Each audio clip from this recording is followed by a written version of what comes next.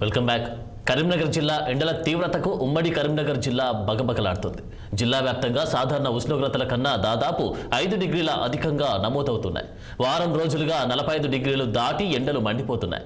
గత ఏడాదితో పోల్చుకుంటే ఈ ఏడాది 5 నుంచి 6 డిగ్రీల ఉష్ణోగ్రత ఎక్కువగా నమోదు కావడం జరిగింది. ప్రజలు అవసరం ఉంటే తప్ప బయటకు వెళ్లకూడదని, అదేవిధంగా ఎండల పట్ల తగు జాగ్రత్తలు తీసుకోవాలని వాతావరణ శాఖ తెలియజేసింది.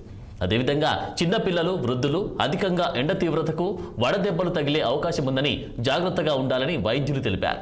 ఇదే విషయంపై చిన్నపిల్లల వైద్య నిపుణులు డాక్టర్ శ్రీనివాస్తో మా ప్రతినిధి ప్రవీణ్ ఫేస్ టు ఫేస్. జిల్లా వ్యాప్తంగా ఎండల తీవ్రత పెరిగిందని చెప్పుకోవచ్చు. అదేవిధంగా మనం చూసుకున్నట్టయితే ఉదయం 10 గంటల నుండి 3 గంటల వరకు బయటకు వెళ్ళకూడదని చెప్పేసి వాతావరణ శాఖ తెలియజేస్తున్నారు.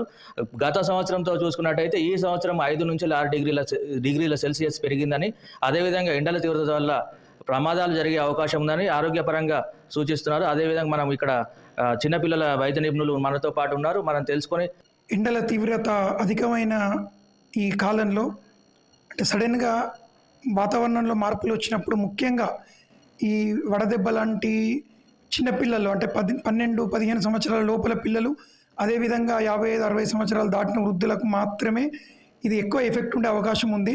సో చాలా జాగ్రత్తగా ఉంటే వీటిని నివారించవచ్చు మనం. సో ముఖ్యంగా మనం పొద్దున 9 గంటల నుండి సాయంత్రం 5 గంటల వరకు ఎట్టి పరిస్థితులు అంటే అత్యవసరమైతే తప్ప బయటికి వెళ్ళే పరిస్థితి ఉండొద్దు. అదేవిధంగా ఎండకు ఎప్పుడైతే తప్పనిసరి పరిస్థితిలో వెళ్ళాల్సి వచ్చినప్పుడు మెయిన్ మనం చేయాల్సిందల్లా ఫస్ట్ అధిక నీరు తీసుకోవడం చేయాలి. ఏదో కూల్ డ్రింక్స్ కానీ అట్లాంటివి కాకుండా, ఆర్టిఫిషియల్ డ్రింక్స్ కాకుండా కొబ్బరి నీళ్ళు మరియు మన దగ్గర ఉండేటువంటి చల్ల మజ్జిగ లాంటి మరియు నీరు, తాగే నీరు అధికంగా తీసుకోవాలి. అదేవిధంగా పిల్లలను వీలైనంత చల్లదనం ఉన్న ప్లేస్లోనే ఉంచండి. ఒక తడిగుడ్డ కూడా వెంట ఉండాలి. సో ముఖ్యంగా మనం ఈ సెలవులు కాబట్టి జాతరలు అటు వెళ్ళినప్పుడు బయట ఎక్కడ పడితే అక్కడ నీళ్ళు తాగిపియడం ఇట్లాంటివి చేయకుండా మనం ఇంటి నుండి తీసుకెళ్ళిన నీళ్ళు కాచి చల్లార్చిన నీళ్ళు అయితే ఇంకా అన్నిటికంటే బెస్ట్. సో ఇలాంటి జాగ్రత్తలు తీసుకోవాలి. ముఖ్యంగా ఎండ దెబ్బ తగిలినప్పుడు పిల్లలు డల్గా అయిపోవడం, వాంతులు, విరేచనాలకు లోనవ్వడం జరుగుతుంది. సో ఆల్రెడీ బాడీలో ఉన్నటువంటి నీటి తేమ శాతం తగ్గుతుంది. అదేవిధంగా ఈ వాంతులు, విరేచనాలతో ఇంకా ఎక్కువ బయట నుంచి తీసుకోవడం కూడా తగ్గుతుంది. కాబట్టి సో ఇమ్మీడియట్గా ఎలాంటి డేంజర్ సిమ్టమ్ అనిపించినా డాక్టర్ను సంప్రదించాలి వెంటనే. సో అధిక శాతం నీరు ఇవ్వడం అనేది ముఖ్యమైనటువంటి విషయం. ముఖ్యంగా మనం చూసుకున్నట్టయితే చిన్నపిల్లలు ఇప్పుడు వేసవి సెలవులు కావడంతో ఆడుకోవడం జరుగుతున్నది. వారికి మనం ఇచ్చే సూచన ఏంది? వాళ్ళకు ఎండ దెబ్బ తగిలిందని చెప్పేసి మనం ఏ విధంగా గుర్తించవచ్చు? సడన్గా అధిక టెంపరేచర్ రావడం అంటే 101, 102 టెంపరేచర్ రావడం, సో డల్ అయిపోవడం, సో కొందరికి అంటే ఎక్కువ టెంపరేచర్ ద్వారా ఫిట్స్ రావడం కూడా జరుగుతుంది. సో వాంతులు, విరేచనాలు, సో ఇవి చూడగానే మనం గుర్తుపట్టవచ్చు. సో ఇమ్మీడియట్గా తడిగుడ్డతో తుడవడం, మొత్తం మనం వాటర్ స్నానం చేయించినట్టే చల్లనీళ్ళతో తుడవాలి. సో చల్లని ప్రదేశంకి తీసుకెళ్ళాలి.